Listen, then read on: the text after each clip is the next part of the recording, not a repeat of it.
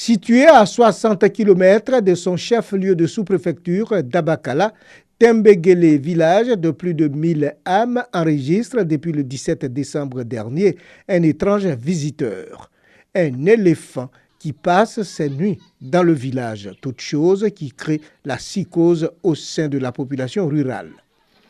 Les dégâts ont débuté par ce qui tient d'habitation à la petite communauté Peul qui mène ses activités à l'orée du village. On a beaucoup peur. Un soir, on a découvert un éléphant dans notre campement. Et il a commencé à détruire nos petites cases. Bon, pour cela, on s'est déplacé. On a rejoint les gars du village. Une présence qui a fortement modifié les habitudes des habitants de Tembegele. Actuellement, on n'arrive même pas à dormir. À partir de 17h seulement, tu t'amuses à te promener seulement, il va faire des dégâts.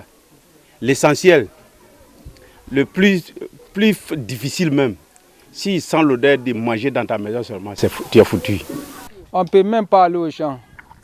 Depuis le 17 décembre jusqu'à présent, on perd le riz à manger. On a peur d'éléphant. S'il te trouve avec la moto, il gâte la moto. Il gâte la culture, l'igname, bananieux, riz, tout. On n'arrive pas à partir au champ à cause de l'éléphant là. Vraiment, ça nous trouble. Chercher une solution pour venir prendre, pour qu'on puisse être à l'aise au moins. Remettre le pachyderme en un endroit approprié pour la sécurité des populations est tout le souhait exprimé par tous les habitants de Tembegele. Pour l'heure, le tout Tembegele vit la peur au ventre. Covid-19, le nombre de cas positifs est en hausse ces dernières semaines. Le ministre de la Santé et de l'Hygiène publique multiplie les rencontres afin de venir à bout de la pandémie. Le plan de riposte est revu, le dispositif de contrôle sanitaire sera renforcé aux frontières. Voilà ce qui ressort de sa réunion avec le ministre des Transports. Il s'agit également de mettre en place un dispositif de contrôle sanitaire aux deux autres entrées de l'aérogare Félix Houphouët-Boigny. Il s'agit des entrées et sorties pour les vols privés et également la sortie du côté de Djeddah. Concernant les passagers à l'arrivée, il faut exiger la prise en charge par les compagnies aériennes des passagers ayant des attestations Covid non conformes. Une sensibilisation devrait donc être faite pour les vols domestiques en vue d'instaurer le même contrôle sanitaire que pour les vols internationaux. Pour les transports en commun, la sensibilisation sur le respect des mesures barrières doit être reprise et intensive. Au sujet des transports terrestres, il s'agira de renforcer le contrôle sanitaire aux 43 points d'entrée terrestre par la présentation d'une attestation de Covid négatif pour les chauffeurs routiers transportant des marchandises. Les mesures prises pour les transports maritimes dans le cadre de la lutte restent en vigueur. Rénovation du terrain de jeu de l'école EPP Cocody Donga. Des ballons, des jouets, des cahiers, des papiers rames et des papiers hygiéniques remis aux 200 élèves de cet établissement.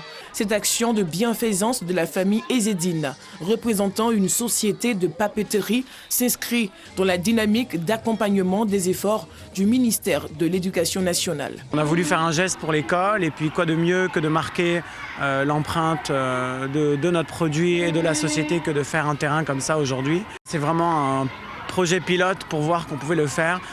Qui dit pas un jour, on ne sait jamais, dans une université, dans une autre école, faire quelque chose de plus grand. Je me reconnais dans ces valeurs. Nous avons donc décidé ensemble de travailler à contribuer à améliorer les conditions de vie des élèves en Côte d'Ivoire.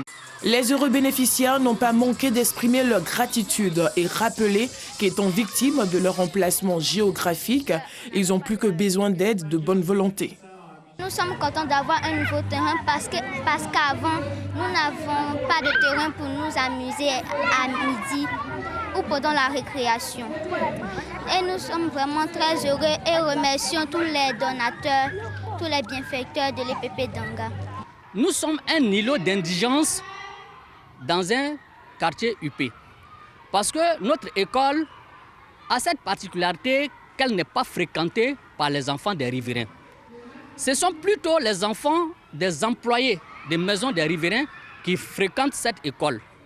Ce qui fait que l'école n'est pas aussi nantie qu'on peut le penser. Et nous vivons en grande partie de dons. Sidibé Yakouba, inspecteur de l'enseignement préscolaire et primaire de Cocody, au nom de la ministre de l'Éducation nationale, a remercié et félicité tous les partenaires actifs pour le bon déroulement du système éducatif en Côte d'Ivoire. C'est ce que nous demandons, que les partenaires, n'est-ce pas, s'impliquent dans la bonne marche de l'école. L'assainissement de l'environnement scolaire, parce que dès l'instant que les infrastructures, n'est-ce pas, scolaires sont réhabilitées, sont restructurées, et que les cadres, n'est-ce pas, que nous offrons aux enfants sont des cadres tout à fait beaux, ça ne peut qu'impacter le rendement scolaire. Le groupe scolaire EPP Donga de Cocody, première école primaire publique de la commune, existe depuis 1958.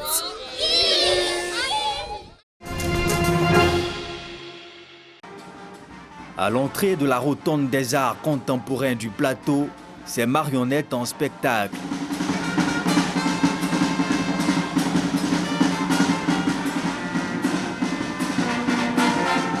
Nous ne sommes pourtant pas un festival, mais une cérémonie de dédicace d'une œuvre littéraire, la 6e du jeune écrivain ivoirien Yanaka. Et cette musique, je l'ai composée avec mon frère Yann. Ça veut tout simplement dire que Dieu, il est grand. Il n'y a point de Dieu comme lui. Intitulé Des dieux éphémères, le romancier y dénonce à travers un langage mêlant harmonieusement français et nouchi les tares d'une société prise au piège d'innommables débauches. Le roman pose des problématiques de société et c'est une œuvre satirique. Voilà. Donc il faut venir voir le contenu, alors il faut l'acheter tout simplement en librairie pour voir de quoi il s'agit. La corruption, la gabégie, l'injustice, la mauvaise gouvernance. L'auteur interpelle par ses écrits les gouvernants africains.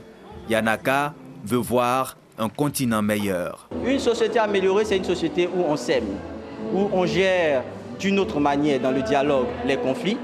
C'est une société où on pense à l'intérêt général avant l'intérêt personnel. Il faut l'apprendre dès la base, il faut aussi que le sommet l'applique. Pour la présentation de ce roman, Yanaka a offert à ses lecteurs une dédicace spectaculaire, avec au menu des prestations artistiques et surtout une adaptation de l'œuvre jouée par la troupe à la plat de l'INSAC. Ayant disparu des radars depuis quelques jours, ce sont les débris du Boeing 737-500 de la compagnie indonésienne Sriwijaya qui ont été retrouvés en mer au large de Jakarta, la capitale indonésienne. Les sauveteurs et l'armée ont été alertés par un signal provenant de l'appareil lors des vastes opérations de recherche. L'avion avait à son bord 62 personnes, dont une dizaine d'enfants. Pour l'heure, les causes réelles de cet accident ne sont pas encore connues, les boîtes noires ayant été localisées, mais toujours pas en possession des experts. Le président indonésien a présenté très tôt ce matin ses condoléances les plus profondes et appelé ses concitoyens à prier ensemble pour que les victimes soient retrouvées. Souvenez-vous, en 2018, plus de 180 personnes avaient trouvé la mort dans le crash d'un Boeing 737 MAX qui s'est échoué dans la mer de Java, une douzaine de minutes après avoir décollé. L'accident du même type de Boeing en Éthiopie avait conduit durant plusieurs mois à l'immobilisation de ce modèle d'avion et le constructeur américain avait été frappé d'une amende de 2,5 milliards de dollars pour avoir induit en erreur les autorités au cours du processus d'approbation de cet appareil. En ce qui concerne le drame de Jakarta, une erreur de pilotage, le mauvais temps ou des problèmes techniques en seraient des facteurs importants, selon Jerry Swedjatnam, analyste de l'aviation.